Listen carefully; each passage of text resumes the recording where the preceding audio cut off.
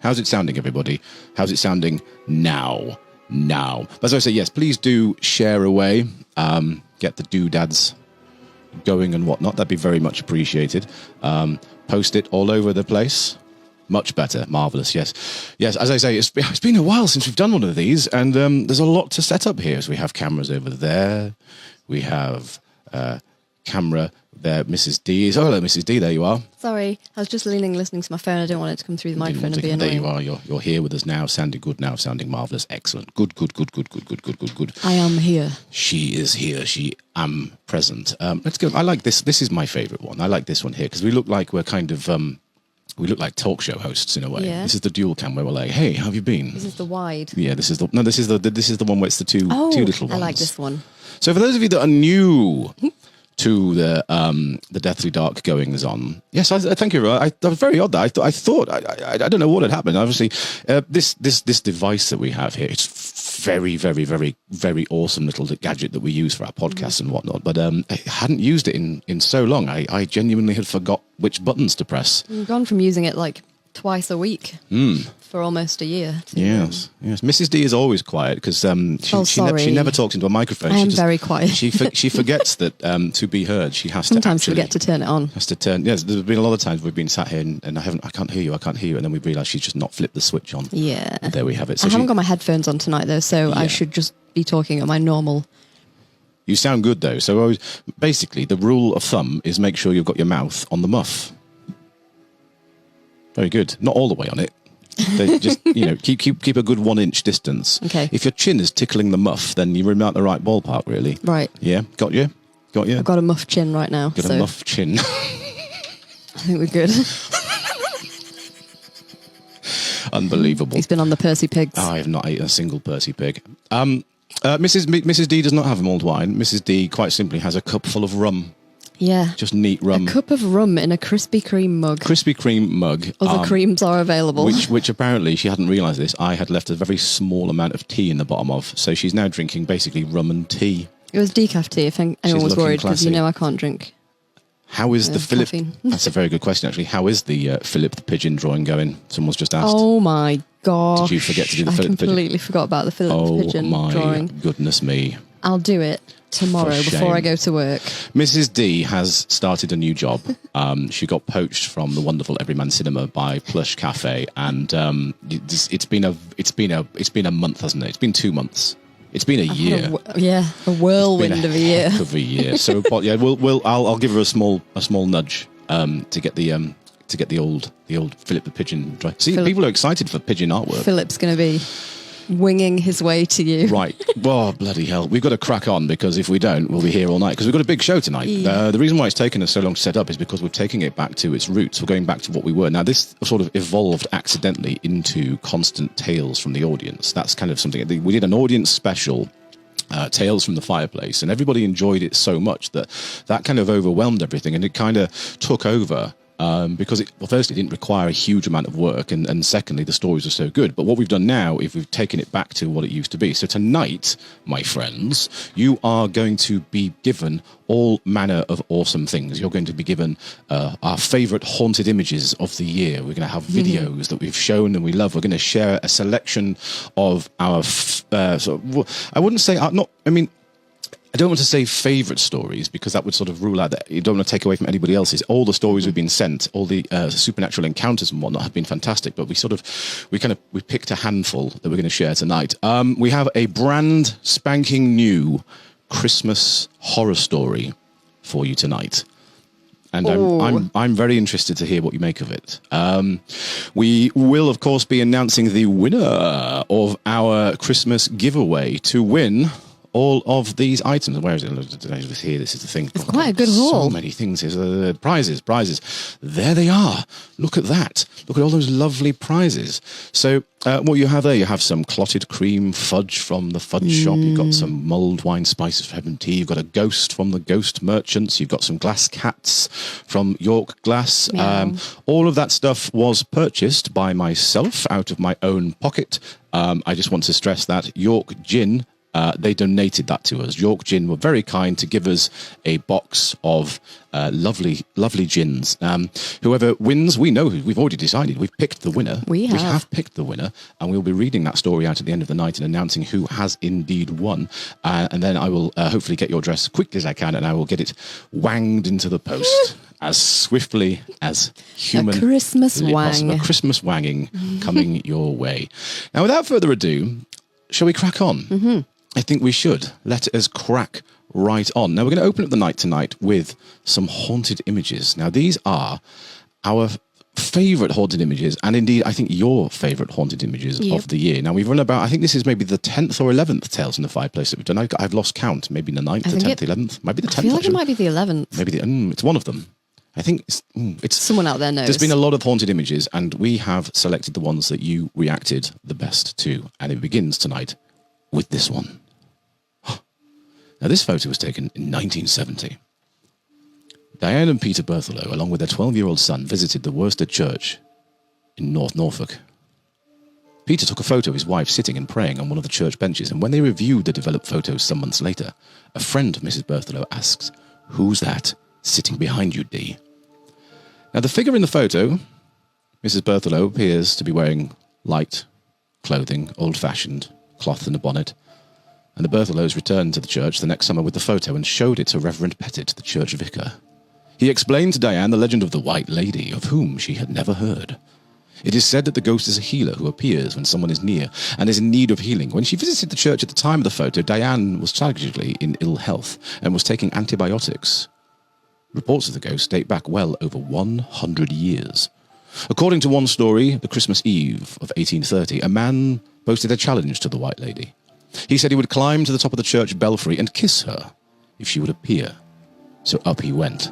When he failed to reappear after a time, however, friends went to search for him. They found him in the belfry, cowering in a corner, terrified. "I've seen her!" He told them, "I've seen her." And then he died. For a time, Mrs. Berthelot said that she felt a calming, tingling sensation whenever she looked at the photo. But that feeling has since subsided. Today, the church has been redeveloped into a pub. It's always pubs, isn't it? Always pubs. Always a pub. Or a coffee shop. Or a coffee shop. It does look a bit like it's rubbing her back. I think it looks like an alien. Soothing there. A soothing rub. There we go. The White Lady of the old church. We're going to crack on straight away. We're going to keep them coming fast and furious because we've got lots to get through tonight. And I don't want to be here till 4 a.m. I mean, maybe we do. Who knows? This image was taken in the 1980s, and it is named The Phantom Airman. Mrs. Sayer and some friends were visiting the Fleet Air Arms Station in Somerset in 1987 when this photograph was taken. They thought it would be cute to take a picture of her sitting in the seat of a retired helicopter. No one, Mrs. Sayer insists, was sitting next to her in the pilot's seat, although a figure in a white shirt can clearly be seen. Now, we're just going to creep in a little closer. And there he is. She told an investigator with the Society for Physical Paranormal Research that she remembered feeling rather cold sitting in the seat, even though it was a very hot day. Other pictures taken at the same time did not come out. Worth noting is that the helicopter was used in the Falklands War, but there is no information as to whether or not a pilot died in that aircraft. Very peculiar. Very peculiar. The greatest hits. That's what it is tonight. It's the sort of greatest hits, our favourite stories. Interesting. I've picked my most horrible, frightening photograph. It's one that genuinely makes me feel a bit... Makes me feel a little bit sick when I look at it. And luckily, when I showed it to you, you immediately went, yes. Well, actually, you went, nope. Nope. Where are your signs tonight? They're just behind you. They're behind you next to the telephone. Come on now, let's have the nopes up. Ooh, stretch around there. You know, the people need to see the nopes now and Ones again. aren't what they used to be. There you are, Mrs. D. So what do we give that one? It's a nope. It's a hard nope. It's a hard nope. This is lovely. What I like to see here is the chat immediately lights up with people trying to rationalise what they have seen, people trying to explain that very peculiar sensation where the brain starts to tickle and they know that something they've looked at is not quite right. Or, of course, they're very clever and they've immediately realised what it is and gone, yeah, it's just that. It's just that. It's just one of those. Someone drew But that's a great. picture. I love the conversations that these things start. That's the most exciting thing to me. And image number 3, before we move on to something else. This is a very interesting one. Photographs of ghosts taken in 1920 by William Hope. Now, you can't see me right now, but I'm doing the wiggly arm finger captions. What are speech bubbles? What inverted commas? Those things. You know what? Wait. Just hang on. Wait, just a minute. These things, ghosts. Ghosts. They are photographs of ghosts. Sorry, ghosts. It's hard to operate all of the buttons and do the wiggly fingers at the same time. Quite frightening images. Now, I would argue that any photographs that were taken in the earlier part of the 1900s are a little bit frightening. There's something... do you know what I mean, Mrs. Deathley? There's a quality to them, isn't there? Yeah. Recently, my mum found Mama Deathley. She found a huge amount of old photographs of my grandparents when they were courting, as my mum liked to say, when they were courting each other in the olden days. And that's where things, I think, become very interesting. The photographs are genuine. And even though they were lovely people, the two of them, very kind and generous, frightening photographs. There was something about people just didn't quite know what to do when they had a photograph taken, did they? They kind of just didn't know how to behave, and there's that sort of dark expression of nothingness, and then the mixture of the sepia color tones and the dark contrast. It just makes them look a bit frightening. Almost as if they'd witnessed 2020. Oh, it's almost like they knew what was on the horizon. Now, the images here are particularly interesting because they were taken by William Hope. And William Hope was a pioneer of spirit photography in the early 1900s and was a member of a spiritualist group based in Crewe. And he claimed he could document the dead with his camera. He would often recite prayers and read hymns during the photo sessions. Now, he claimed that he could capture the images of spirits with his special technology and make himself a few quid over the years, so he did. People who had suffered loss would visit him and he would take their portrait photos, often with seemingly supernatural results. Now, here's the thing. It all turned out in the end, I'm afraid to say, to be flat-out nonsense. He was just a very clever fella, and he was very, very, very, very good at double exposure. Double exposure. I'm not quite sure how he got access to the photographs of the people who had passed away there. That was the thing. A lot of people would have remarked that the images contained the apparitions that looked like their lost family members. So how did he get hold of those plates and negatives to do that? That is a bit creepy, adds isn't a it? whole sinister vibe to the whole thing. Makes me feel a little bit unpleasant there. But he was a very clever but very devious man, was William Hope. Someone has just said we have a cracking William Hope collection. Very, very good, very good. Oh, yes, very quickly, a quick shout out there to, do you want to say hello to him tonight for a change? Zach. Yeah, go on. Hello, Zach. Zach's watching. I think Zach may be Zach's one of our... always watching. He's our biggest fan, I think. So it's very, very exciting. Very good. He gets very excited. I get very excited when I'm going to see Zach. We're good friends.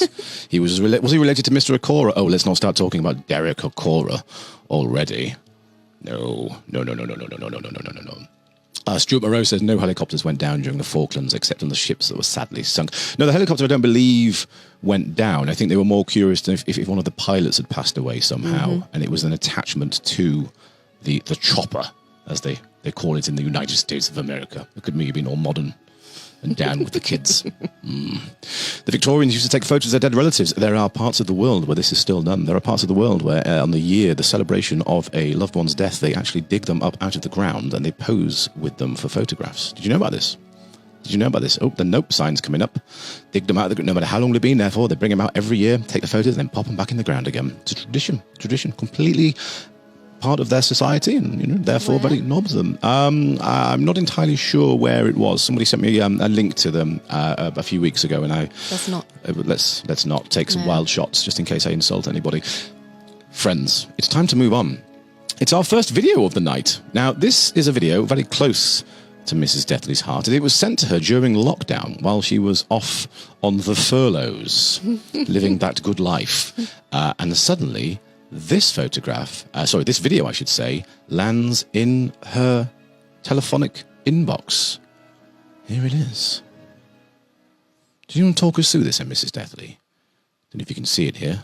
I'm sure. So it's the bar at Everyman, the upstairs bar. Yes. And what you see is a see-through bin bag being held in place by a heavy cup. And actually, it had been there for the whole of the first lockdown, and this is towards the end of lockdown. It was discovered that it had moved, and they looked back on the CCTV to see what had happened, and this is what they found. Mm. In fact, there's not a place where a breeze could have caught it. There was no vibrations. People have talked about the idea that, something, like a truck may have gone by, and it's a very solid building. As you'll know if you'd watched the exploration that we did, it's a very solid, well-built building. But peculiarly, it's like something. It is like something drags it out of sight. It's very strange. Yeah, very strange. Really slowly, though. Huge conversation as well was had with you all. Now, as we know, you've mentioned this a few times. The mediums that one of your associates brought in, did they report anything around the area? It's the upstairs bar where the Phillips sign is. That's the place that I always thought was a bit creepy, to be honest. Yes. A bored man. A bored man. A bored man who just likes to follow people around and see what's going on. Just see what they're going up to. Bit of a troublemaker. Trouble boredom. So yeah, likes a bin bag. Like a failed magician trying to pull a sheet out from underneath some crockery. Yeah. Just does it very, very slowly. Yeah. Yes, Richard Payne has just pointed out that somebody went into the creepy basement area just to draw a willy on the wall. Yeah, it's very true. Now, if you didn't watch the paranormal exploration, those are the words that we use, because we don't go in there and investigate and poke ghosts, get them angry. We go in there and talk about the area. That's kind of our thing. But we found an underground area underneath the cinema, and there were holes, and the holes just kept going and going and going and going and going. And then finally, we got near the end, and we found a small hole in one of the walls with a piece of white plaster, and someone had drawn a giant peen in there. So that was nice. Good old bit of graffiti deep down underneath there. Rebecca Payne says the ghost up there flipped a tub of ice scoops the other day. It was getting rowdy. It's getting rowdy up in the Everyman cinema. I'm not sure how I feel about that. Just flip it over. Flip it over. It's because I'm gone. So this is going on next then. So this is, aside from doing the sort of, greatest ghostly stories we've encountered, we're also going to share one or two of our favourite moments of the year. Now, one of them I know some of you may well have seen before, but we're going to share it with you again now, because it genuinely remains one of my favourite moments that's ever happened to us over the course of anything that we've done over the last 10 months or so. So I know what this is going to be. I'm just going to press play on it and leave you to enjoy this moment that happened during one of our live stream tours of the great city of haunted York. But just over here, can we just get a little bit closer to the fence? Let's see if we can see actually some of the stonework down here. Let's just spend a few moments like that. Now, as you can see, the sun is starting to disappear now, and I'm hoping that by the time I come to tell you my first truly horrific story tonight, the story of Judge's Lodging, we will be almost certainly...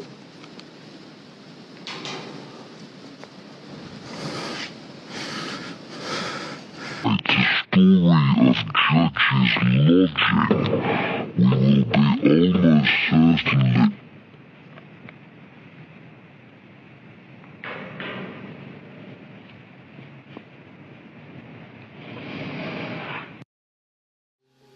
So there you go. That was a fun night, wasn't it? Yeah. So what you've just seen was during one of our, as you can, it's very dark, it's daylight, so it was I think it was maybe around, I don't know, it was summertime. We were doing one of our rare... It was like May? June? Maybe so. Yes. And we've had people. So just if you're newer to the page and you weren't here when that happened, what happened was we were walking down past the Minster. We were doing a live stream ghost tour of the city of York. It was about 8:30 in the evening, and I was talking about the stonemason's yard, and suddenly 3 knocks, very, very, like really loud, like someone had kicked that door. Now, here's where things become interesting. That building is part of the Minster School, who are closed. Now, unfortunately, they were funded heavily by tourism, and obviously the tourism has been very difficult industry to work in, as we know firsthand this year. And unfortunately, that meant the school wasn't able to reopen when it was time. So there would have been almost certainly nobody in the building. So the way I see it is there are three possibilities there that I have now finally decided upon. Number one, there was simply a caretaker or a custodian or somebody inside that building who just happened to be watching our stream, figured out where we were coming round, and then kicked the hell out of that door 3 times. That's one idea. Number two is that they have... for a while, I thought, well, maybe they have something rigged up.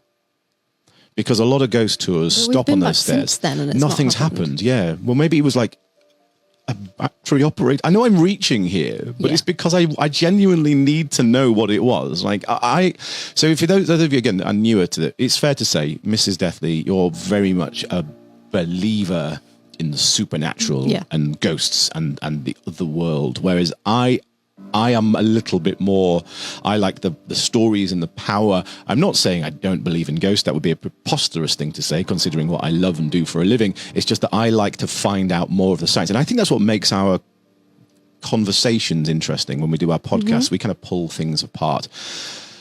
And I genuinely cannot figure out what it was. It must have been somebody in the building who was just coincidentally watched, because I think that was the one that had it had a lot of people watching it. That one, it was the one that went. Or it was a ghost. Simple as that. It was a ghost. Well, I hate to break it to you, but I don't think we're ever going to know. I don't think we'll ever find out. It is very. That's what you call paranormal. Very. I need a drink. It was a little bit frightening. Because it was very quiet. This is the first lockdown when people actually paid attention to the rules, and there's nobody in York at all. No. Like a ghost town. So you may have noticed that we decided to close down the public tours during January, just because York is obviously it's in a tier 2, and there's a lot of people from tier 3s coming in, and it's getting a bit rowdy. When the first lockdown happened, as you say, the city was ours. It was like a playground for us to do the ghost tours, and it was wonderful. And generally squeaky bum time. Squeaky bum time. It was startling. I have genuinely no idea what it was, and I don't think I ever will. No. Boo. Well, that brings us to around about a little bit before the halfway mark. Getting through these quite quickly, actually. We'll also get into more of the other stories. What have we got here? Dorian highlights. Yes, there we are. Sorry, I've skipped a section. That's what I was looking and thinking. We've got through this bloody quickly. It's because I've skipped a section by accident. So I'm going to roll back. Carried away sometimes. I do get carried away, and I'm going to pop you onto just my face for a little while. Hello, everybody. It's me, and I'm going to share with you some of, where are they now? Where are we now? There we are. Some of the experiences that you have sent in to us. So we've chosen, I believe, 6 of them tonight. I think we've chosen 6 stories that have been sent to us over the last year.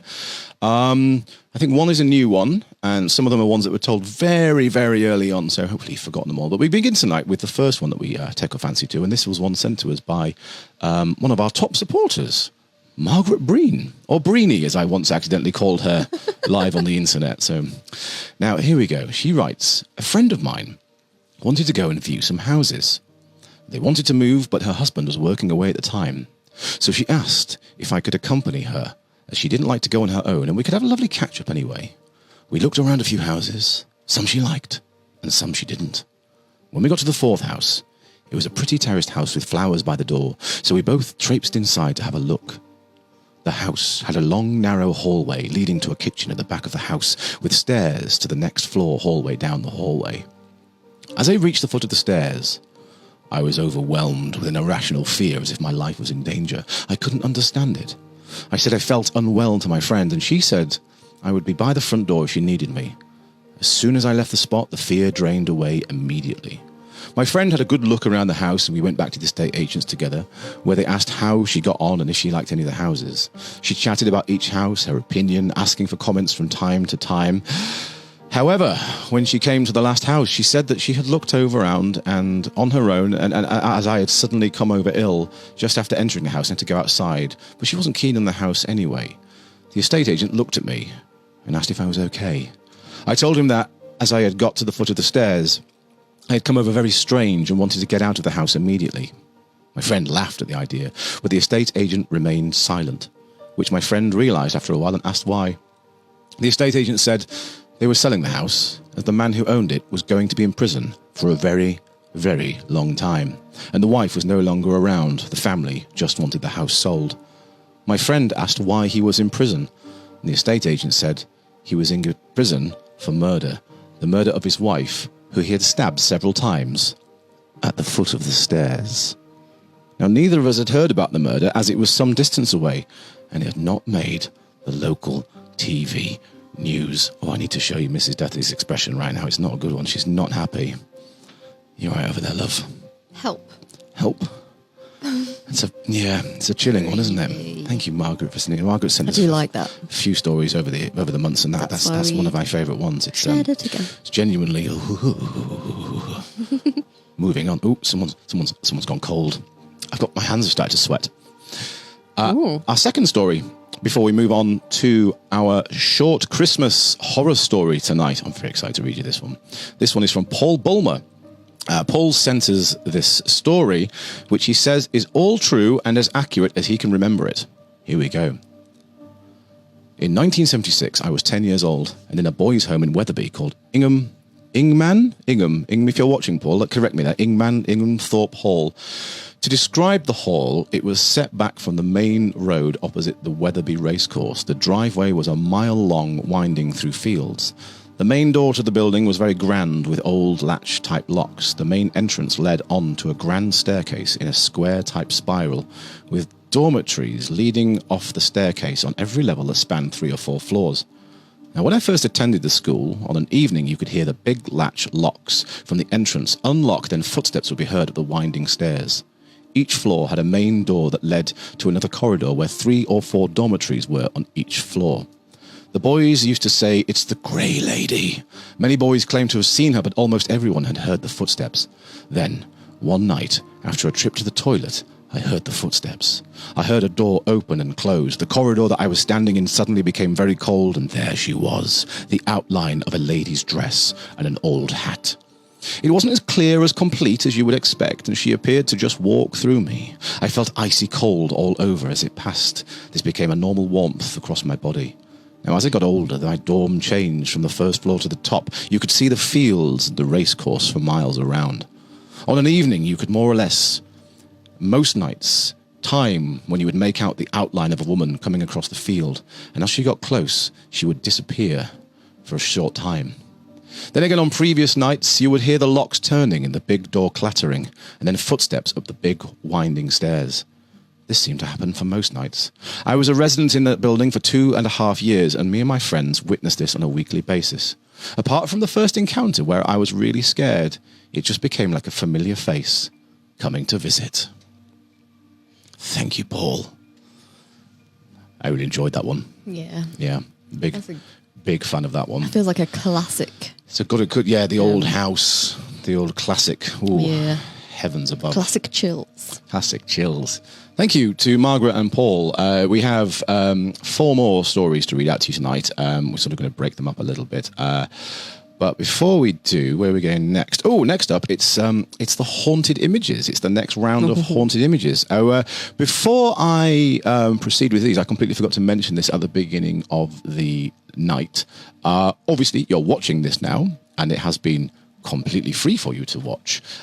We run these events on a pay-as-you-feel basis, and it's one of those things that I am always a bit loath to mention, but it does take us quite a lot of time and a lot of effort to put these things together, normally like a day or 2. So if you have enjoyed tonight, if you do hopefully stay and watch all of it, please do indeed pay what you feel. You'll notice down at the bottom here we have the virtual tip jar, paypal.me, Dorian Deathley. It allows us to keep these things happening. Tales from the Fireplace is genuinely, we love doing these, and we would like to keep them going into the new year. So I won't mention it again. Pay what you feel. Look into your heart. I have been without a husband the entire day today while Dorian has been preparing this. was a very stressful day. I couldn't remember. I was like, where's that cable? Where's that thing? Absolute nightmarish. We're moving on to the next images. So this is our next round of haunted images, and then we're going into the Christmas ghost story. Here we go. So this is image number 3, and it's a favourite one of mine. It's a double one. It's a double image. So you start off with this lovely image. Let me just pull up on my computer. The Extra Seat at the Table, it's called, taken in the 1980s. Now, these photographs were taken in 1988 at a hotel in Austria. Several vacationers gathered for a farewell party at the hotel, and they were like, let's take a group photo. One of the party, Mr. Todd, set up his Canon film camera at a nearby table and pointed it towards the group. Now, the table is the white band at the bottom of the photo. That's where the camera was sat on. So obviously not the most skilled photographer, because, you know, that's like rule number 1 is don't put an item that's going to catch a flash like that in the bottom of the photograph. He set the timer, wound it up, run back to the table, the shutter clicked, the film wound forward, but I take it back because the flash did not fire. So Todd sets the camera for a second shot. This time the flash fired. The film was later developed, and it wasn't until one of the party members was viewing the photos that they noticed that something had happened. The second image had an extra face in it. A somewhat blurry extra head. Nobody recognized this ghostly woman, and they could not imagine how her image appeared in the picture.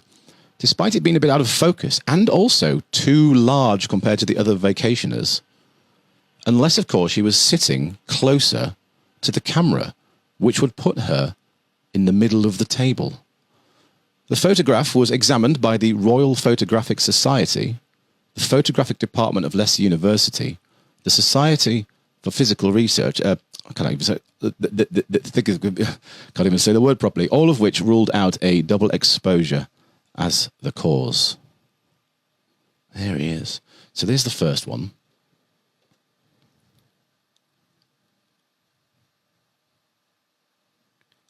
And here is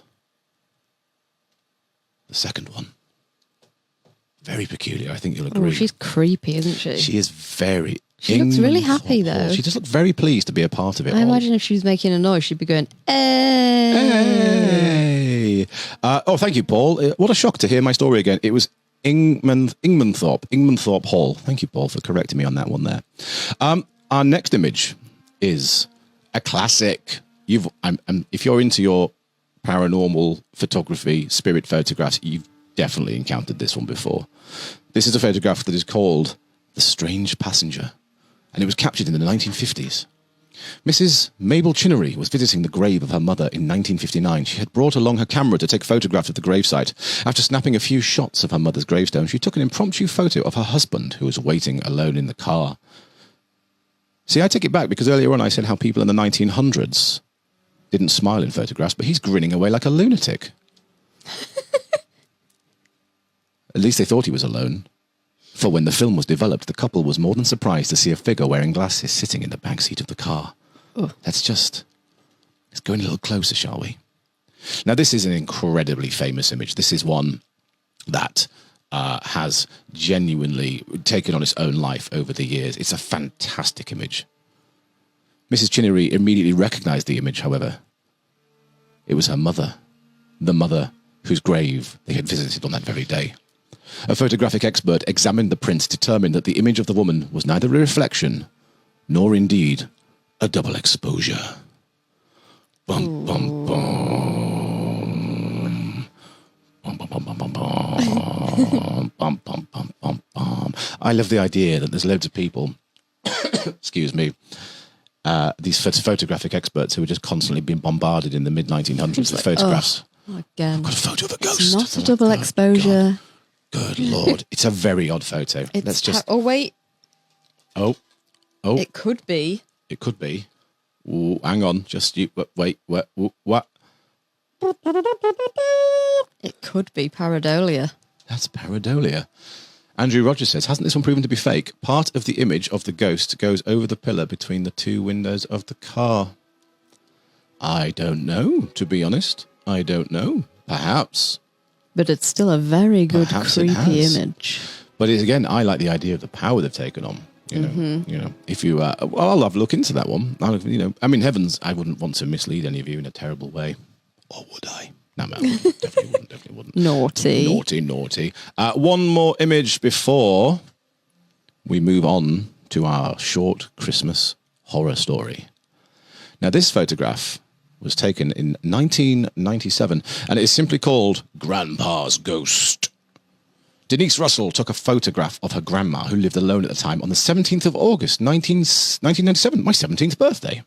Oh, that's nice. That's very odd to know that photograph was taken on the... obviously I'm aware that people do other things in the world, and I don't know everything that goes on.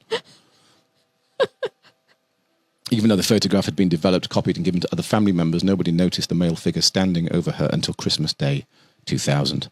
The Russell family say is the spitting image of her grandfather standing over the top of her. There she is. There he is. And I'm a really big fan of how I've reframed the second image. It's sinister, but also quite hilarious at the same time. Now, that's an interesting one before we move on to my the story we're going to read tonight, because it reminds me of the story of the photograph that was captured on Great Plain, where my tour starts from. So I don't know if I've told you this story. I don't think you have. I do it at the beginning of my public walking tour. So in that's weird, in 1997, that's a weird coincidence. Oh, hello. So this story was actually told to me by a chap who was a delivery driver in the 1990s, and he drove a flatbed lorry. Oh, you have told me this. And he Still good moved, and it was a big printing press, big heavy printing press that was being dropped off somewhere. And when they unloaded it, they got it on the forklift truck, and they turned around. It's like a hand, the pallet lifters. That's the sound they make. That's it.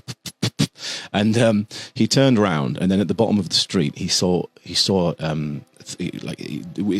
he described it was really wonderful. It was a mist. He said it was a mist, but it was going forward and backward at the same time, like a cloud rotating around this woman as a woman stood there. And I love this. It literally, he just walked up to me as I was flying very early on in August, and he just told me the story. And I thought, what the hell? Like, that's how ghost stories happen. He told me the story. So I thought, well, there you go. That's got enough. As far as I know, I'll take it.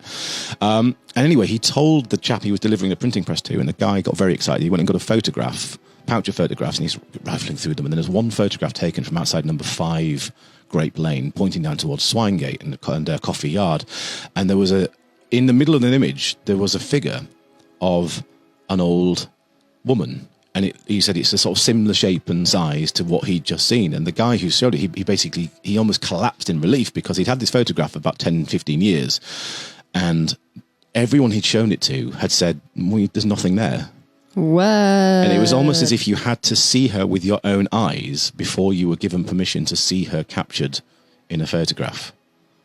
Now, unfortunately, I don't often get time to tell that story, because Great Lane has become somewhat of a war zone over December. I've had to sort of move people on quite quickly round to Stonegate, where it's a bit calmer, which is a shame, because it's such a fantastic story. Someone around there's just giving alcohol out in the street. Yeah, well, they are. pretty much. But that's an interesting one. I said, yeah, it just makes me kind of go, ooh. Anyway, that, I think, is the end of our haunted images, for now, at least.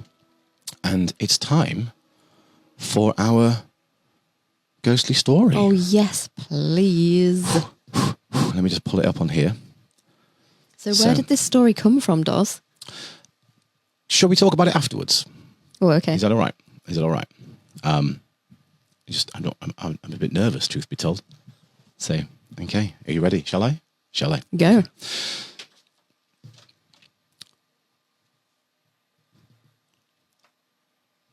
He sees me when I'm sleeping.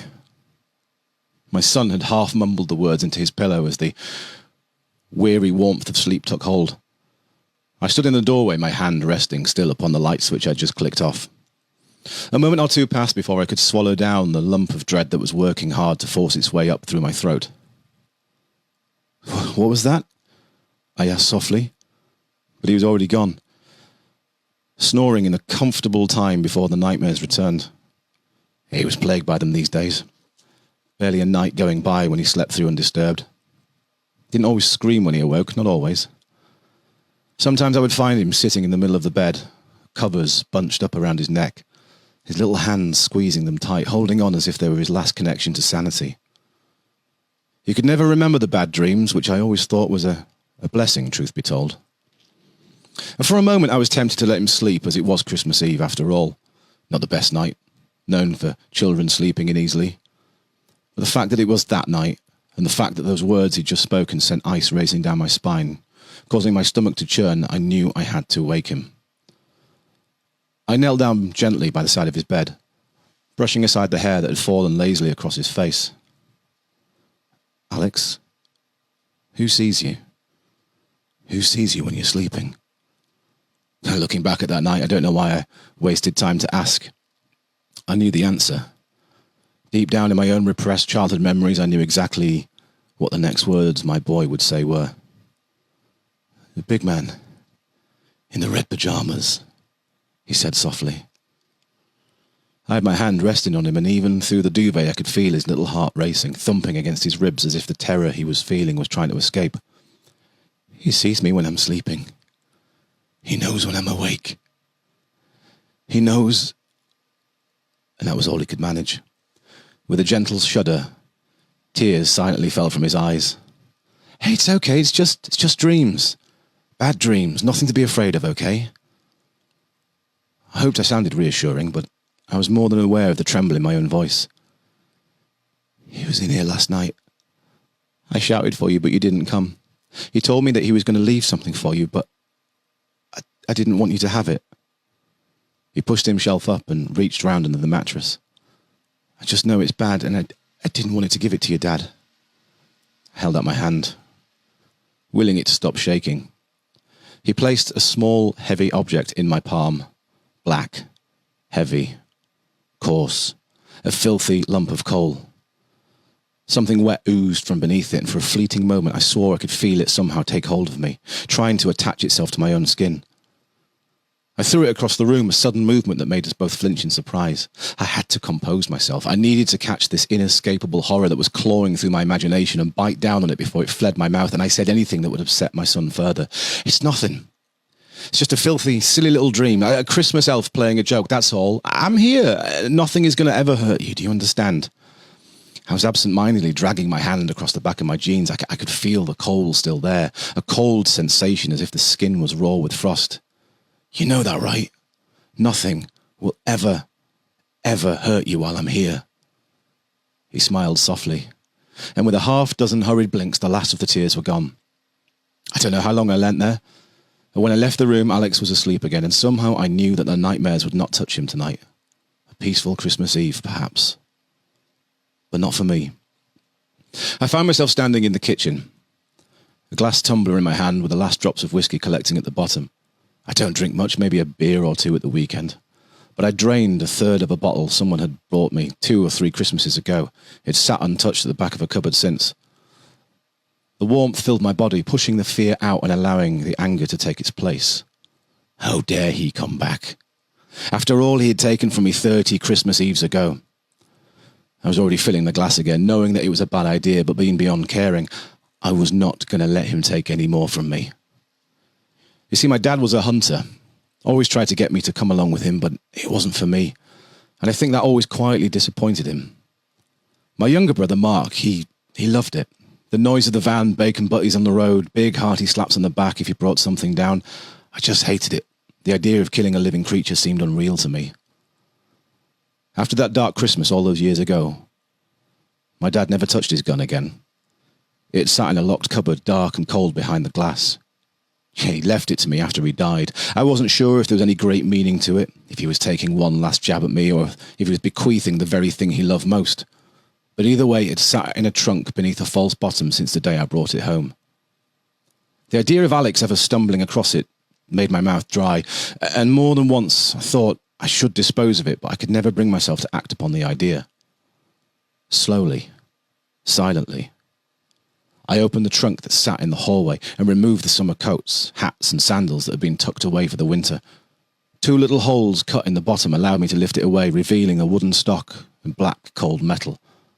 A box of bullets, shells, rounds, I don't know what you'd call them, sat squashed into the corner, clearly the home for a spider or two over the years. I had to pull up a video on the internet to show me how to load the thing. I just picture me sitting there on the edge of an armchair with a shotgun bent open, the box wobbling precariously on one leg, a phone on the other. When I finally snapped the gun closed, I could feel the atmosphere change. Snow was falling slowly by the window. The only light in the room was from the phone and a steady pulse of Christmas tree lights as they danced to an unheard melody.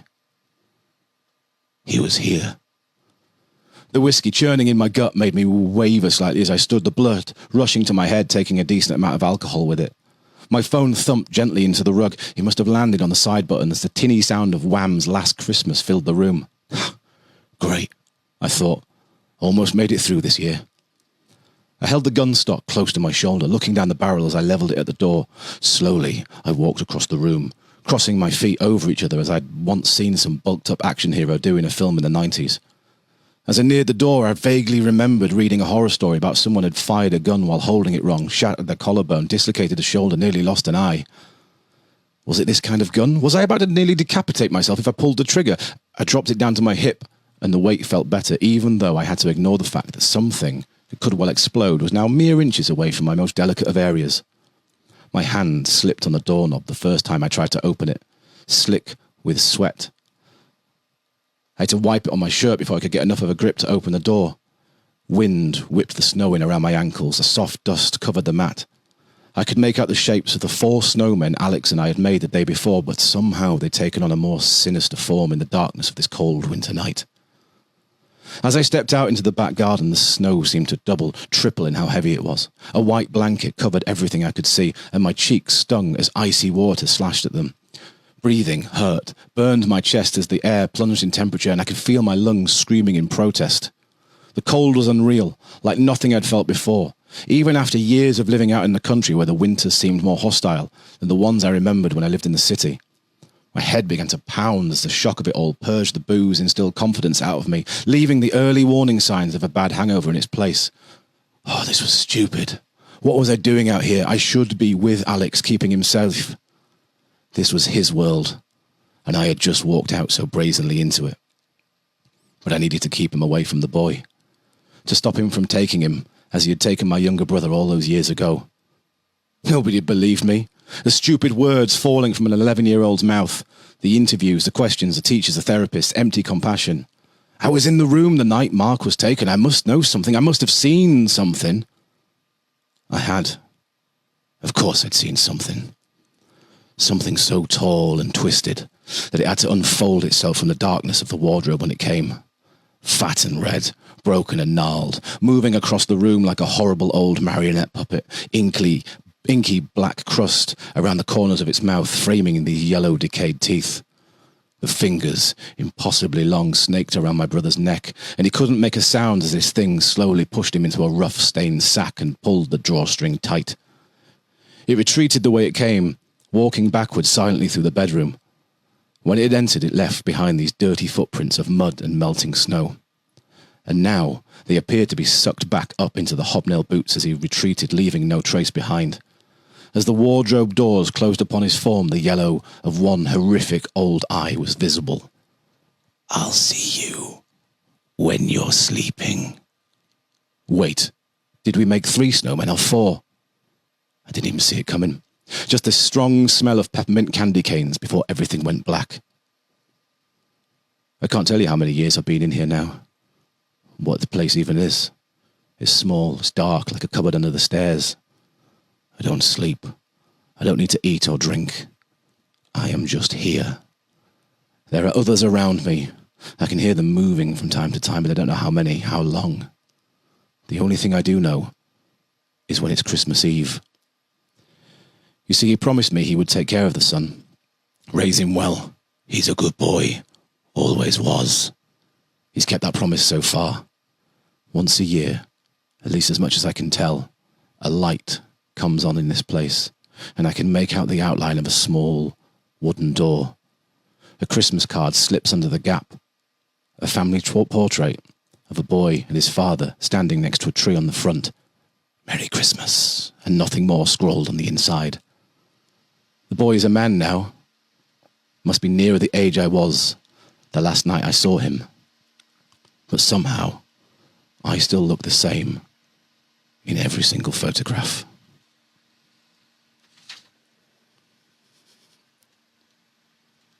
Hiya. Oh. I think everybody was invested in that. There you go. It's a good one. Yeah, hope everyone enjoyed that one. Go on then. Go on then. Tell us. Go on. Who wrote that, Dorian? Yeah, it might be me. Thought I'd write one for a change. Just have a little bit of a go. We got some note tapping in. Yeah, a little bit different, you know.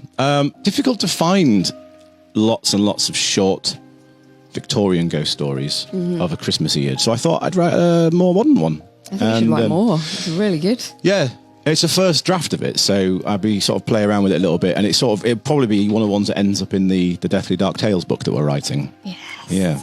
Yeah. Obviously, those of you that know Krampus, it's based upon the idea of Krampus. But I didn't want to say the name of him. I just think the idea that there's this thing, this Christmas thing. The description of it was gross. Well, it started out as it's a short film that we wanted to make for the last couple of years, and obviously, like last year, we got married, and then we went on a honeymoon, and we just didn't really have a great deal of energy to make a film. Sorry.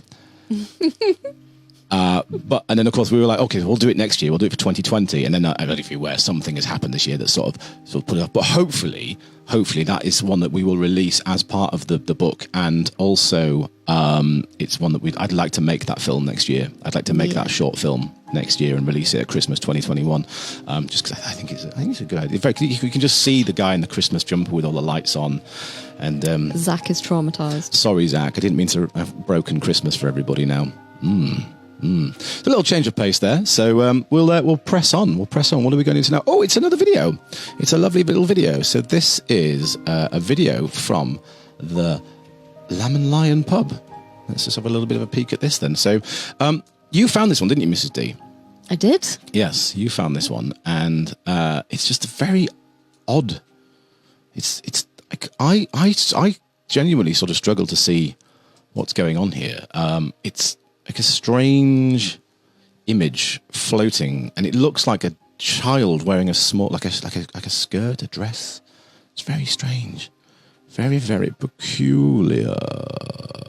I'd be interested to see what people make it. I like there's someone there cleaning the table just to the side, and they're completely oblivious.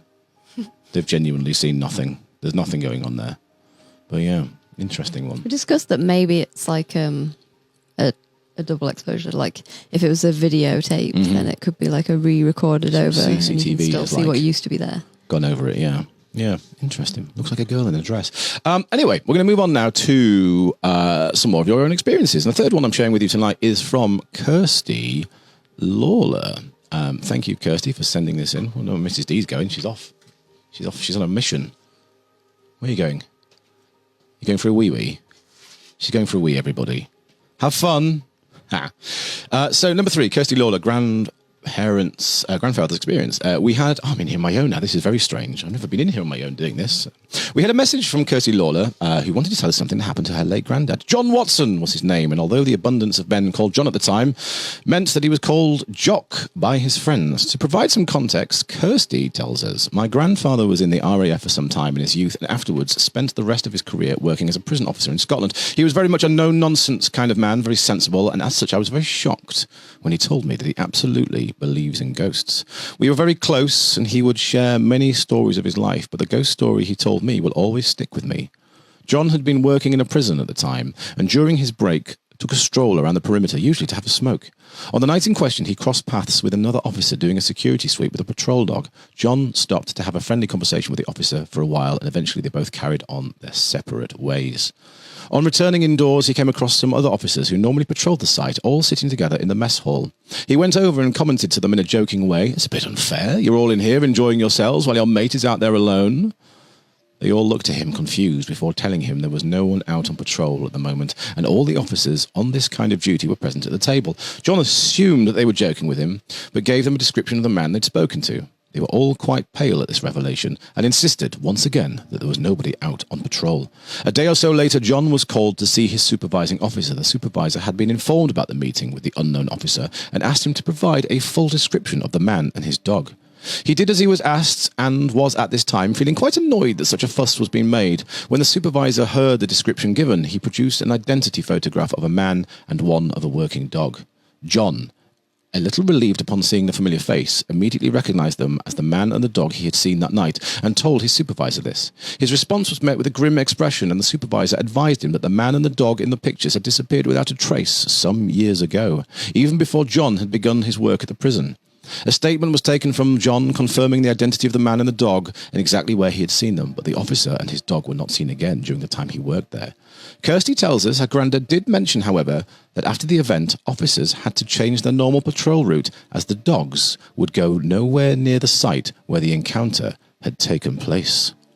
Ooh. Now, obviously, this is where I go over to Mrs. Deathley, but she's off attending to some business. So I'm just going to move on. Thank you very much, Kirsty, for sending that in to us all those months ago. Very wonderful story. Jessica McDonough sent us this. An own experience. I love this one. This is very odd. Now, when I was younger, my mum suffered a lot with migraines, and when she had them, she would go downstairs and sleep on the sofa with the TV on quietly. Now, one night, I remember I was young, maybe 8 or 9, and I remember waking up and it was pitch black. I'd always been scared of staring into the darkness in case someone looked back. My sister always spoke of seeing ghosts, and as a kid, I loved Most Haunted, but I had to watch it recorded on video at 7 o'clock in the morning with the curtains open and my cat with me. That night, I awoke with a jolt. I sat up in bed and could hear that the TV was on downstairs, but the house was pitch black. It must have been around 3 in the morning. I knew it would be my mum with a migraine, so I thought I would go check on her. So I got out of bed and, without putting on the lights, I walked across the landing. As I walked, I could hear, clear as day, a news broadcast on the TV downstairs in the living room. Excuse me. Hiccup there, little tiny hiccup. Hiccup of fear, I think. The volume wasn't up full blast, but as though you would have it for background noise when you're ill. It had all the inflections you would hear from a news broadcast. I walked down the stairs, further down into the darkness. I got a bit more hesitant to continue, but I carried on, thinking I would just check on my mum. I could still hear the news on the TV very clearly, which was reassuring as I kept thinking, it's just mum in the living room, it's fine, it's totally fine. In the dark, I peered over the banister to see the living room door closed. This is odd, as normally my mum would leave it open, so she would leave it slightly left open, as if she would have had to turn off the burglar alarm too. My gut feeling of unease intensified, but I could still hear the news broadcast. I was feeling brave, and for some unknown reason, peered over the banister, looking down the dark corridor to the darkened kitchen. Who knows why? Nothing was there, only shadows and darkness.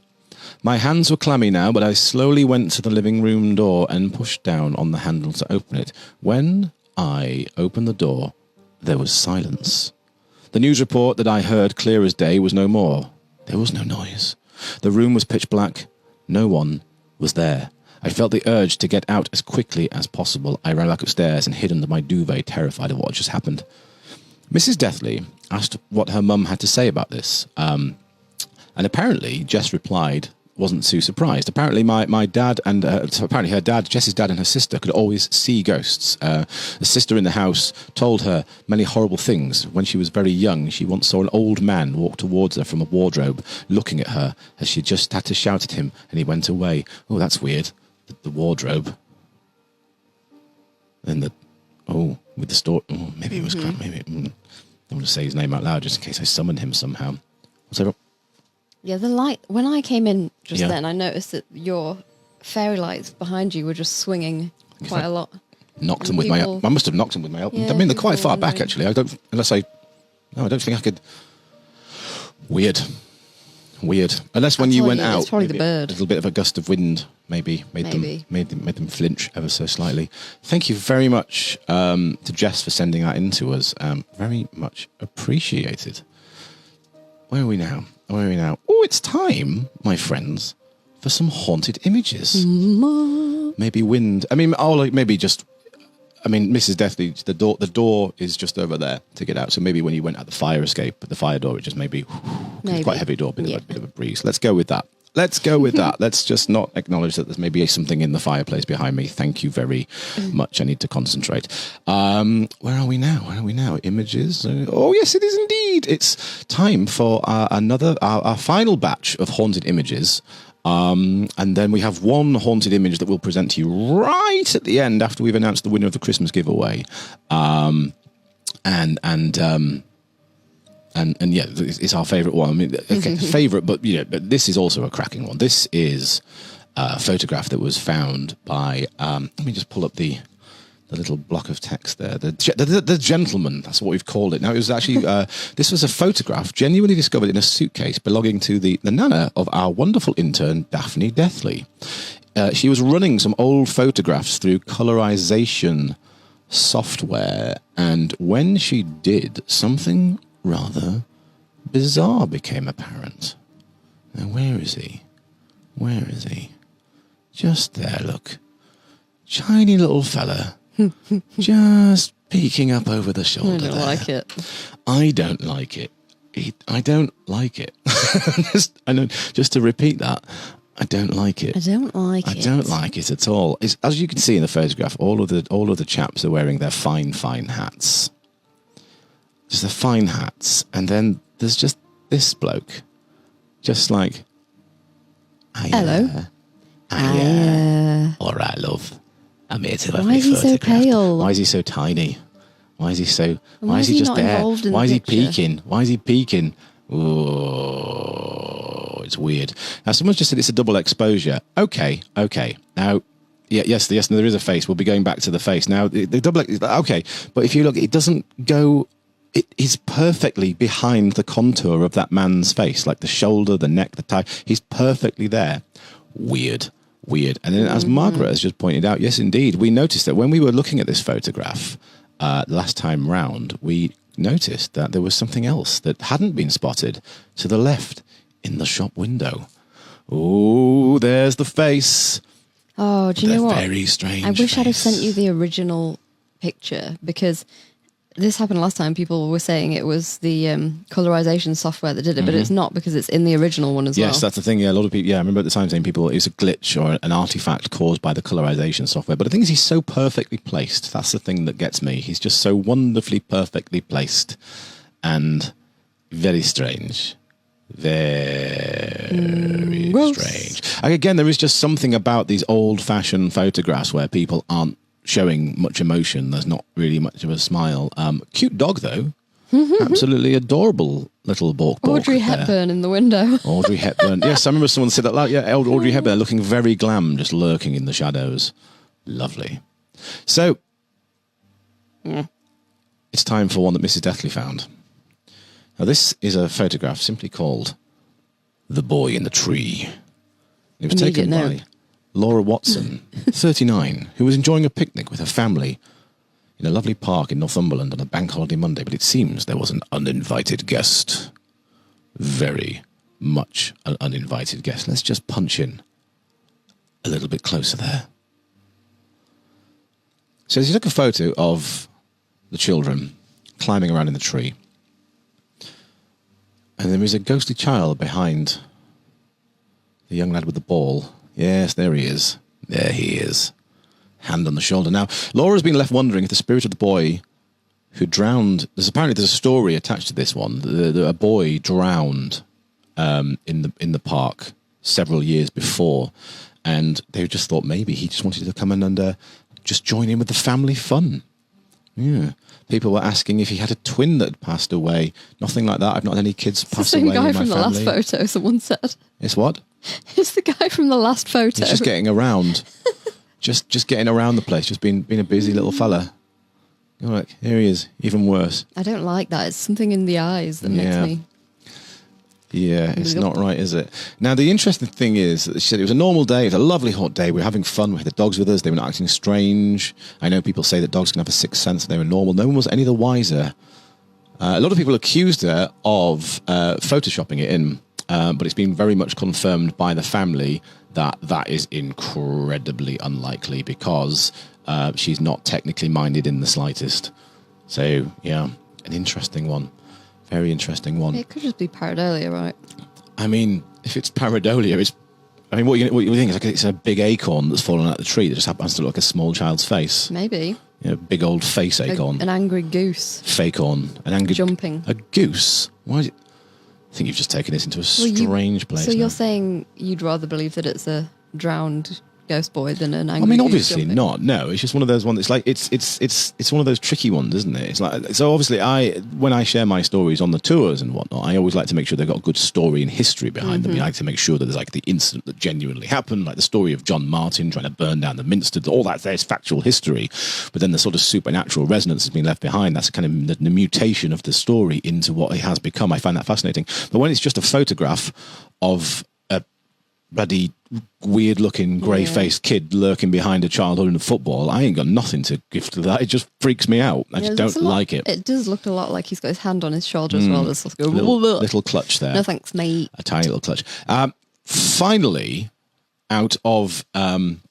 Before we go into the contest and announce the winner, the best haunted image of the 2020, and then say our fond farewells for the year, this sequence of images, which has become incredibly famous. This is an image that we were first introduced to when we went to see Ghost Stories at the Opera House in York just before the world closed down. In fact, it was a very strange experience, as we said before, because we were sat in a huge theatre that was maybe an eighth full for a show that apparently had sold out.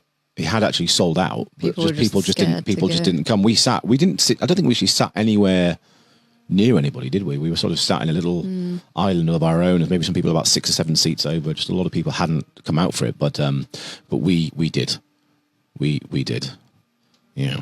And the fright I had. The fright that we had. But this is an image that was presented. So Ghost Stories is a wonderful play. I'm just going to come back over to us before we go through these images. It's a wonderful play. It's a horror play. And it's written by, is it Andy Nyman and one of the guys from League of Gentlemen? I feel like... Gatiss? Maybe, yeah. I think so. Or was it Reese Shearsmith? Because he's a big fan of ghosts. He actually one of them. He wrote the introduction to the Oxbridge Umbridge Book of Ghosts. Anyway, it's a wonderful story about a series of ghosts, and the whole thing is threaded together by a paranormal Osborne. That's the one. Yeah, paranormal investigator. He's a very scientific mind, and his character debunks ghosts, and he basically comes on stage and he talks to us almost like in the way that we're talking to you now, and he presents a series of images to the audience, and this is that series of images. Now, this is called The Uninvited Wedding Guest, 1972. Now, at first glance, it may seem like an ordinary picture of people posing for a camera, but take a second and just look a little closer. Now, it was taken by a professional photographer who was snapping shots of the guests as they arrived at the wedding reception in Paisley. It appeared to have captured a whole lot more than happy, smiling guests. I'm just going to leave it there, see if any of you spot it for a little moment. The photograph, which was submitted anonymously to a paranormal research site, also came with a brief description of the history behind the spooky image. The photograph shows me on the left, my wife, who was pregnant at the time, and friends. Now, crouching behind one of the figures is a spirit extra, looking towards the camera and dressed in what appears to be open-toed sandals. Let's just go in a touch closer, shall we? There we go. So it's the man in the black suit. Now, it's very strange. We're going to go closer, don't you worry. Now, if you look a little closer, you can see that there is a man. And the writing about this in the sort of academic papers, and that's how seriously this one's been taken. They use the term loosely, the man, hiding behind the tall gentleman on the right. And they say, let's take an even closer look. Actually, let's just identify a few things right there. Do you see it? The unsuspecting wedding guest went on to note that after receiving the photograph, he questioned the photographer, who confirmed that the spirit extra also appears in the negatives, and he could not explain the photograph. As far as he was aware, no one was behind the man when the photo was taken, and no one was there when he moved away. He also said it would be impossible for anyone to be crouched down without the person being aware of their presence, and indeed without their body being visible to the person's left. Let's go in even closer, shall we? Mm. There he is. Very clearly. Little peaky eye. His little eye just peeking around there. I don't like that one Having a little bit. peek. Now, some have said it might be it's the hand with a watch on. It's just the reflection of it, and it's, again, it could be the absolute supreme and ultimate example of pareidolia. It could be. It could be. But it's just something not quite right about it. You know, a few people are saying that they feel very unwell when they see it. There's something just a bit, there's just something inherently wrong about it, isn't there? You okay there, Mrs. D? You haven't moved for a while. Sorry, I'm just looking at it. Just looking at it, on feeling, the stream, and it's making me I'm like gets not a pulled big into fan. the eye. Not a big fan at all. Grossness. Well, just the one more image to give to you tonight. And where are we? Ah, yes, marvelous. So we have one final video to share with you as well. It's an interesting video, this one. Very interesting video. So a few people just one last time. We'll just visit him one last time. There he is. Look. There we go. If he was bent over, his butt would be sticking out. No, you're right. He would, because I know I'm going back to this image here, but it's odd because it's too short. It's just strange. That's what it is. Mm-hmm. It's a very strange one. It's a very, very strange one. Does it earn a nope? I don't want to force. I don't want to force a nope. Oh, it does, okay. I mean, I don't want to force a nope. I would have had it up sooner, but it was on the floor. Oh yeah, it's a long way down. I'm quite sleepy. Paul, couldn't it just been a kid playing pranks? Well, this is the thing, is unless everybody involved in it was just talking red hot nonsense, and they may well have been. The gentleman said, all the people that are in the photograph said there was no one behind them, and the it does look a bit like... They don't look like the kind of people to pull that kind of stunt, though. No, they look very dry, sensible. Don't they? They look very dry and dusty. Like, but looks can be deceiving. They can be, yes. I mean, look at us. We look very serious. And yet... Oh, you do. And yet. But yeah, I love, again, in the comments, I love that some people are just flat out going, I don't like it, it's horrible, it makes me feel a bit weird. Some people are like immediately going to, it's just a hand with a watch on. Made me do a little cry the first time I saw it, I'll be honest. It's a strange one. Not the most horrible one we're going to show you tonight, but we'll come back to that. Anyway, our last video of the night, and it's an interesting one. I'm just going to press play on it and let it speak for itself.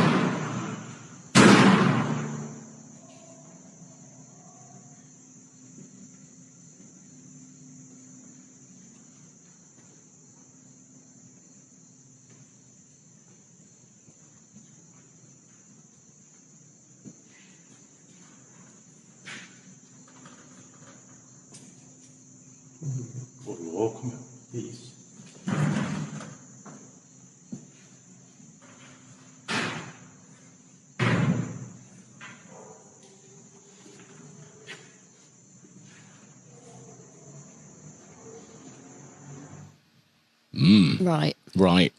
Go on. I've got some questions for you here, Dolph. Okay. Have you got a torch? They've got a torch, haven't they? Yes. And why are they shining it to the left? I mean, I wasn't there. I couldn't tell you. I mean, I don't know. I don't know actually. It's very odd. It's very odd. Now it was. The sound is very scary. Yeah, yeah. I thought when I first saw it, I wonder if it's like a bit of viral marketing. Mm-hmm. Similar to like these monoliths that appeared around the world. Like when they ultimately, I mean, I don't know whether or not that's been like revealed, and it's just because I'm assuming when ultimately the weird monoliths get revealed what they are, it just won't be in the news as much as the. I think it was an art installation. Oh, was it? Oh, okay, so that's what I mean. Yeah. So I think, I mean, it might have been the fact that it was a piece of viral marketing, similar to the rake, how the rake came out, and that proved in the end to be a viral marketing for a drain cleaning company, which I think is wonderful. I have had a similar situation to that, where I was filming. I was working on a film about 10 years ago, maybe a bit longer actually, and we were filming at the Terry's Chocolate Factory back when it was the Terry's Chocolate Factory, and it had the mural of the mural, the mural of the painting of the there's a tile, all the tiles in the painting of the chocolate orange with the commencement year and all that sort of stuff, and we had some down. I wasn't needed for about 2 hours, and I was in the Terry's factory, and nobody had said don't go and explore. So of course you're went off on my own, and I explored. Actually, at one point, I think my friend Tony came with me at one point, and I ended up going down into. I think there's a bit where he kind of noped out, and I went a little bit down, and there was a red door with the sort of the fire glass, the glass with the metal sort of chickeny wire in the middle, so when it gets hot, it doesn't explode, it can't be punched through. And the door, I tried it, and it wouldn't open.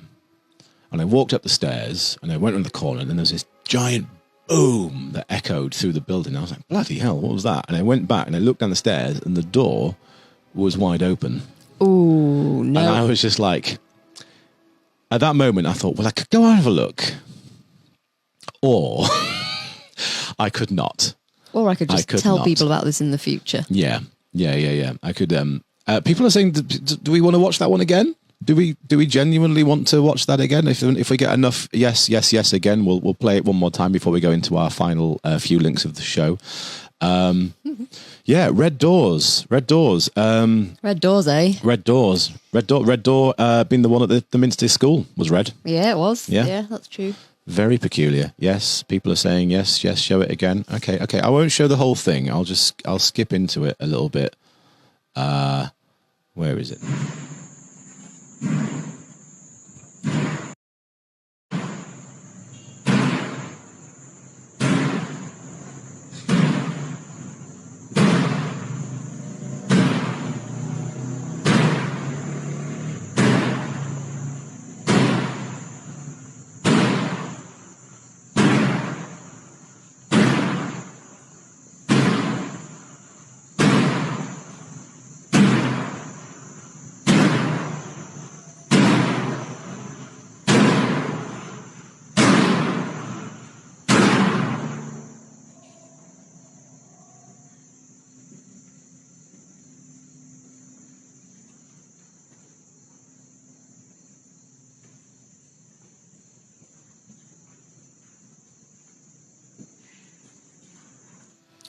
Right. So, go on then. As Mrs. Deathley knows, I'm a man of many hats. I have an innate unwillingness to just do one thing in my life. So I make films. So. I have an idea that I want to make I want to make a chap hop album underneath the name of Dorian Deathley next year. I believe I'm tickling around with the idea of releasing a Christmas EP for you all in the next week or so. 5 tracks of Christmas songs. And you think he's joking? Spoken word form. Last Christmas, I gave you my heart, but the very next day, you gave it away. Why were you a bit Welsh there? I don't know. A little bit Welsh on the way out there, didn't I now? Boyo. And one of the things I have tickled with is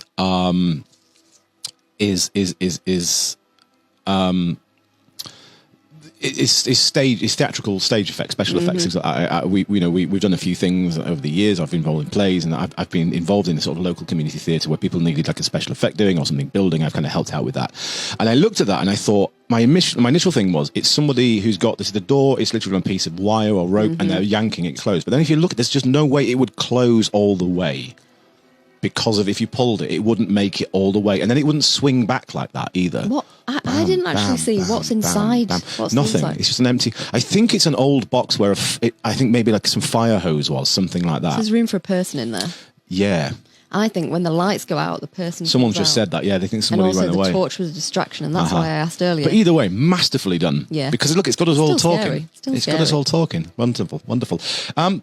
So that brings us to near the end. One more image to go, and of course, the winner of our prize. Let's see those prizes one more time, shall we? So this is the prizes we're about to give away as part of our Christmas giveaway. Now these are all prizes that I have purchased from the Shambles area, and of course the York Gin Company. They very kindly donated to us the bottles of gin, but everything else was purchased by my good self to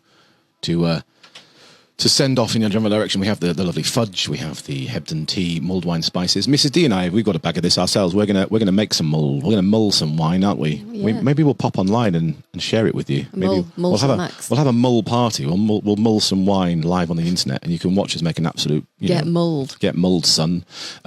Even though Dorian is about to sign off over Christmas, it's very likely that there'll be a few live videos where we'll just help you enjoy Christmas a bit more. I enjoy things too much. So there's the Hebden tea, mulled wine spices. We have the tiny ghost, picked by my own hand. We have you can see on the top of the gin there's a black shape. It's a glass cat, and there's another one in there as well. Just between the fudge and the spices, there is a little red cat. So there's a red one and a black one. They're kind of inverted versions of each other that I found in the glass company.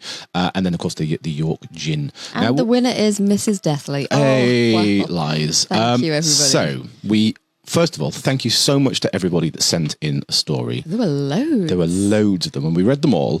And unfortunately, some of you were disqualified immediately because when I said 3 sentences, you heard 3 pages of A4, 3 paragraphs. Some of them were like 10, 15 sentences long. Some sassy sentences in there. Whereas they were wonderful and fantastic. We wanted 3 sentences. That's what we wanted. It was a ghost story in 3 sentences. So some of you, some of the sentences were very long with a lot of commas. I see what you did there. But ultimately we had to choose a winner, and we have indeed. Now, before we announce the winner, I'd like to announce a special mention. Just to one, you haven't won anything. Just the fact that you genuinely made me laugh out loud, and it's a special mention that goes out to Brian Dove. And Brian Dove wrote the following story. The old man hurried to the door of the pub as he heard the cry of a banshee in the cold, dark night. He knocked at the door and then tried the handle. It creaked loudly as it opened into an empty and silent bar. "Is anyone there?" he said shakily as the reply came back. "No, we're closed due to COVID-19 regulations. Merry Christmas," came the reply. I genuinely, I read this, one of the very first ones that was posted, and I did a genuine laugh out loud honk at that one because it was just very funny. But the winner, here we are. This is the winning entry who takes home the swag. I don't know if they're watching right now, but we'll reach out. The what? Can we do a drum roll? A drum roll. Everybody do a drum roll. Press D to drum roll. Here's the story.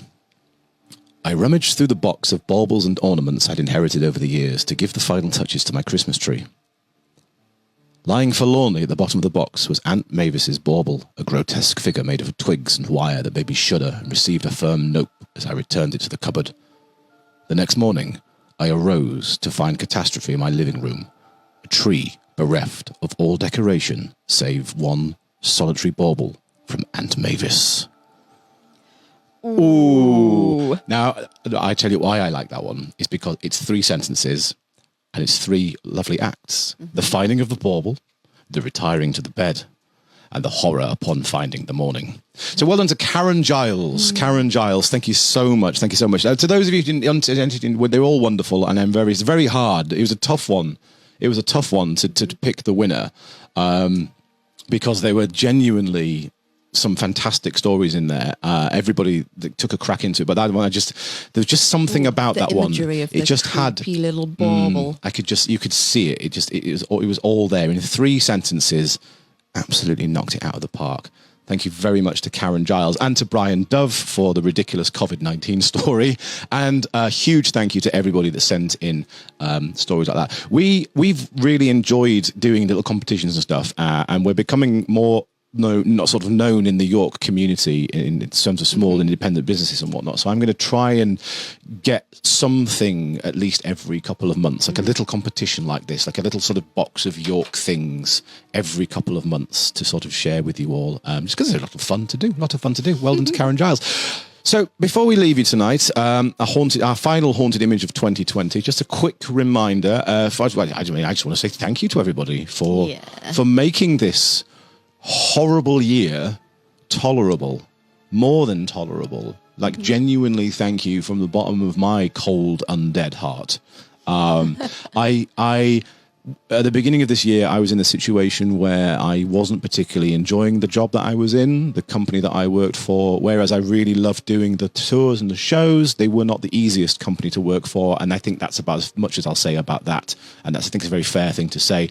The idea that going into lockdown 1 in March, the idea that I would have an entire new self-owned business at the end of this year, where I get to do something that I genuinely love, and I get to share this wonderful city with people, and it's just genuine. Honestly, if I had a heartbeat, it would go a bit quicker. It's very lovely. It's been fantastic, and all of you have made it happen. That's the most important thing. Like, there's a lot of you here who have been here from the very start of it. To those of you who just discovered us, long may it continue. We're certainly not planning to go anywhere. We're planning pretty much everything we're doing in January is online. we're not allowed to go anywhere. No, we're not allowed to go anywhere.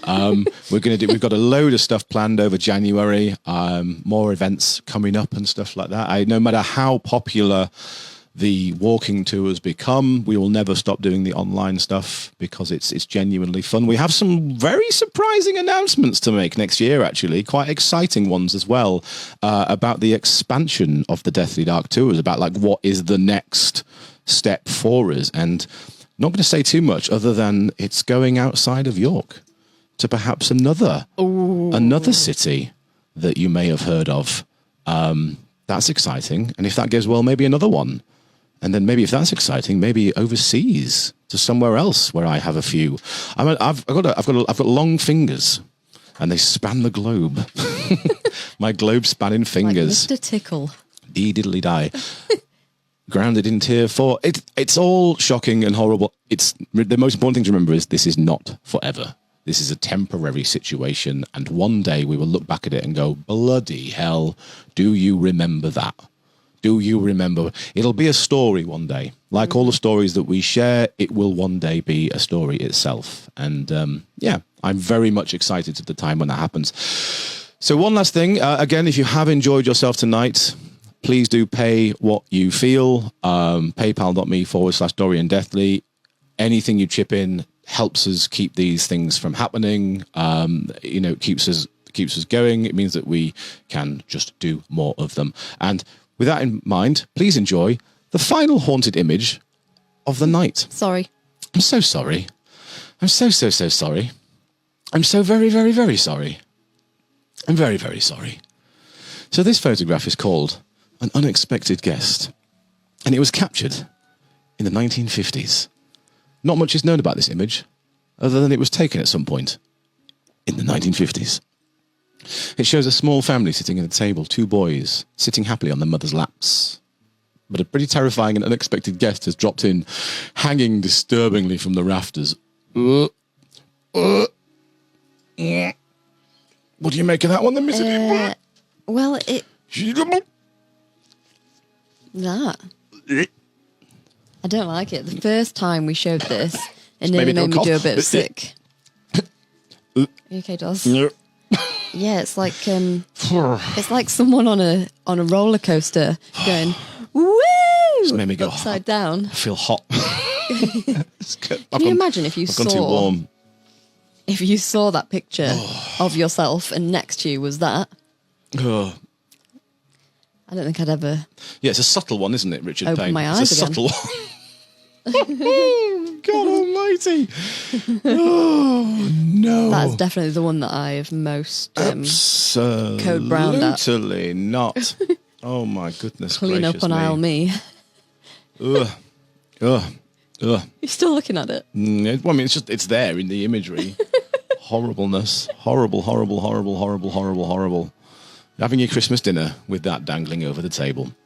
And on that Look at note, these lovely friends... pictures from when we had Christmas dinner together. Who's that? Well, the thing that I find a little odd is that is the framing of it. Like, looking at it now, I hadn't noticed the first time around because I was just like, that's bloody horrible. Why is he why, whatever it is it perfectly framed? Like, you can see the two families, the mother, the kids and the mums, and then you've got that negative space over the... I mean, suppose if I was taking... I can see it, like, you're taking the photograph, you want to capture the candles there. I suppose that's the sort of theory, get the table in the shot and everything, but then what even is that?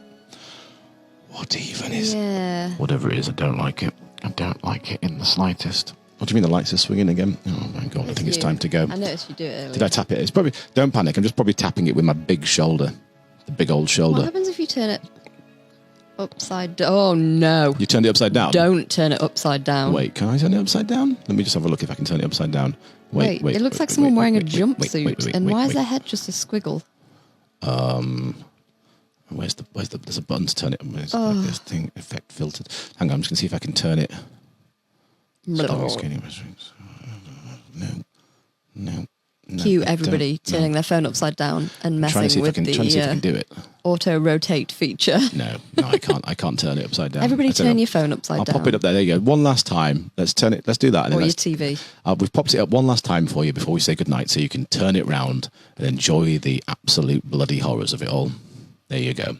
And on that note, friends, I think it's time for us to sign off. This has gone on for a little bit longer than I thought it would, but here we go. Here we go. You have a haunted fireplace? Yeah, probably. But We've still got 225 people watching. It just adds to the drama, I don't think doesn't they it? mind that we've been here for so long. Shall we off? Let's do it. Thank you very much once again. Fare thee well. Say, you know what to do. Good night, Mrs. Deathley. Unbelievable scenes. Oh, I can't find the button now. Oh, there it is. There's a nice button. Bye. Bye.